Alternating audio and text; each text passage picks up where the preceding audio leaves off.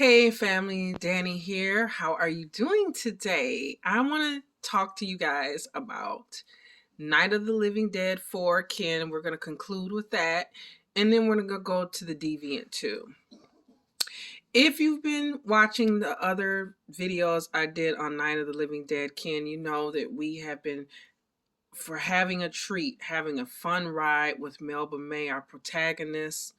This young girl who, like I said, reminds me of a lot in other videos of Judith, but I think a lot more realistic. I mean, I love Judith from Walking Dead, don't get me wrong, but I just think that, as I said before, her character was a little bit too much too soon. And I think Melba May has been a lot more realistic. We see a lot of the things that we saw in Judith this last season.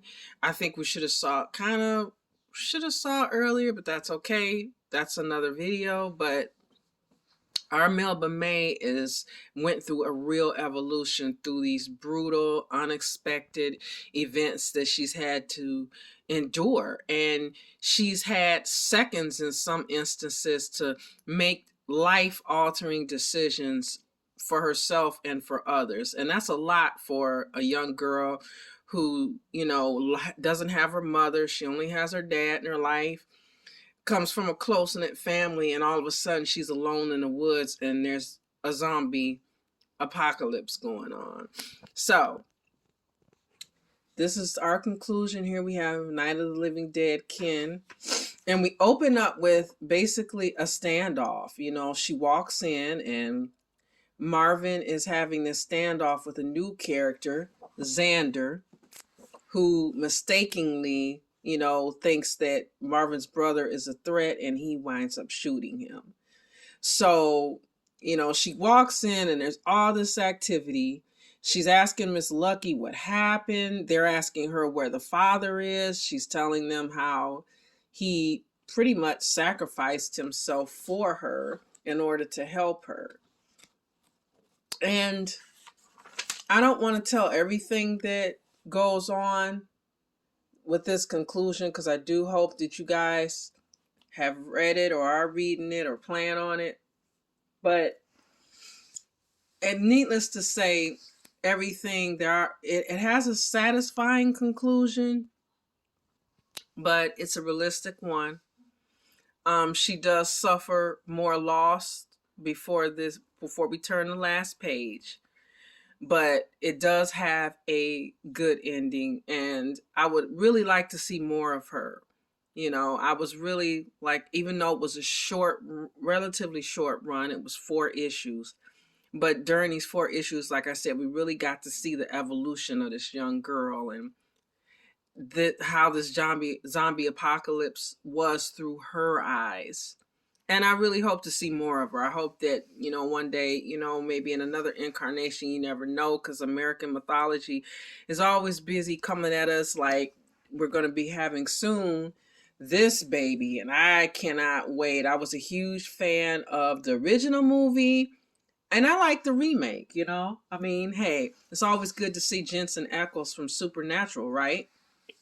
So I'm looking forward to My Bloody Valentine. Very, very forward to it. They also, in this comic, gave us a little, and turn to the page, a little, part of Silent Night, Deadly Night, Killer Santa. And if you haven't been reading that has been excellent too. I mean, they've really been coming up with some good ones lately. I'm really loving this horror renaissance that we're in. It's awesome and a long time coming. Which brings me to our next offering, and that is the Deviant. This is issue 2, current issue. James Tynion is involved, Mr. Joshua Hickson.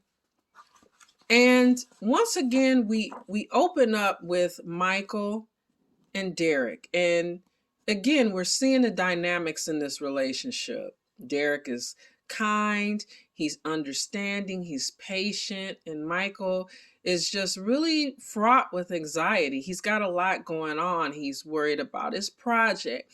He's worried about his standing in the comic book community. You know, his confidence is not the highest, and this is his rock, and this is who he confers with. So, you know, further just solidifying, you know, how this relationship works. But again, we get the feeling that there is something that is being held back in this situation, that there are things that he does not talk to his boyfriend about, that he does not reveal about himself. And he's feeling a little bit nervous because he has a meeting with Randall. And he's also got a meeting with this gentleman. I'm going to show you guys. Here's our opening. I love the art in this, by the way. Hickson does a great job. So he's got a meeting with Paul. We met Paul in the first issue. Paul is the officer who found the young boys. And he was also attacked by the killer, whom we don't know. Randall is saying it's not him. But, you know, at this point, is he telling the truth? I mean, he has been saying that for the last 50 years, so it could be true. So, you know, so the conversation is going great. Michael's surprised at how he's got his house decorated, all decked out in Christmas, as you can see. And basically, Paul tells him, you know what? I got married, I have a family, and my wife helped me get through this, and I put it past me. Sorry guys, there's my stutter. But I put it past me, and I'm trying to go forward in my life. And this is what I've done. I've created this life. And, you know, this bad thing happened, but I, you know, with help and love, I didn't let it destroy me. And he's like, okay. And then he asked him, is he married? He asked Michael, is he married? He says, well, you know, it's been a while, blah, blah, blah. And we've thought about it. And, you know, Paul's like, well, why not? And he's like, well, it's not something I don't, you know, he says something to the fact about, you know, it's not something that they're quite ready that he and Derek have talked about it. And as soon as he says the word Derek, the whole dynamics of this relationship change. Paul goes from being a congenial host to pretty much a hostile subject. Basically, like, okay, it goes to what kind of piece are you doing? It goes from, you know, offering him coffee and all this to, you know, telling his wife, well, we don't want to keep him too long. And it's obvious that he is not happy about this revelation about Michael. He sees a rainbow sticker on his computer. He's not happy about that either. So this exchange just totally becomes something that he thought he was going to be fruitful for him, to now it's disappointing. So his next stop is to go see Randall again. And of course, Randall's not surprised by this. He's like, you know, he literally beat me up years ago, and I'm not really surprised by his attitude. This is just who he is. And this exchange is really important because this is the point where Michael is really honest about what he's doing. He tells him, because he's been wrestling with this since issue 1, and we've already seen this, that he's not there to write the story that basically tells Randall's innocence. He doesn't know how to write that story. That's not what he's trying to do. What he's trying to do is basically find himself.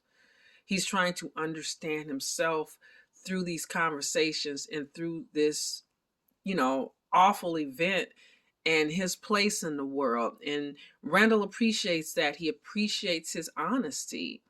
And he said basically like, okay, now we're cooking.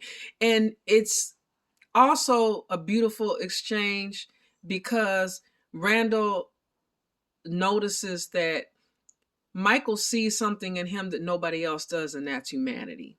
That he hasn't felt that in a long time. So he begins to open up more and to express more about his regrets about not having a life, not having a relationship. And he asks Michael, you know, I would like to hear not just about your childhood, but about your life now. So this is like a pivotal conversation between these two characters where, you know, it's all laid out on the table.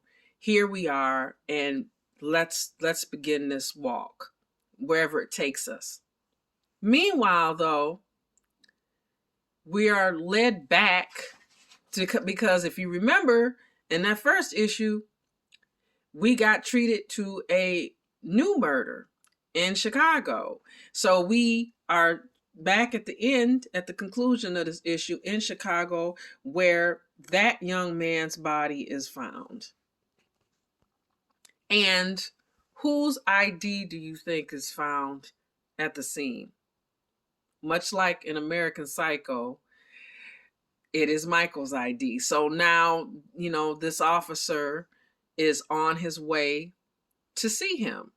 So we're left with really so many questions, like, how did Michael's ID wind up at the scene of this crime? Is it Michael? Could he be harboring a secret life or a secret personality? Could Randall have groomed someone that maybe he's talking to? Maybe someone's writing him letters and they're doing a copycat because the body was found in the same, position as the young boys' bodies were. Could it be that he had a partner all those years ago? Could it be some enemy who has a vendetta against Michael who's trying to frame him? Could that even be his boyfriend, Derek? I mean, the kind, patient, long-suffering Derek, because we all know that there are times when the boyfriend is not so innocent. It won't be the first time. So we're left with so many questions, and I can't wait to find out the answers to these questions as we go along on this ride. I mean, you can't lose with Tinian. So I'm really looking forward to the next issue. So let me know what you guys think of these issues. If you're reading them, let me know what you're reading, and love you guys and stay different. Bye.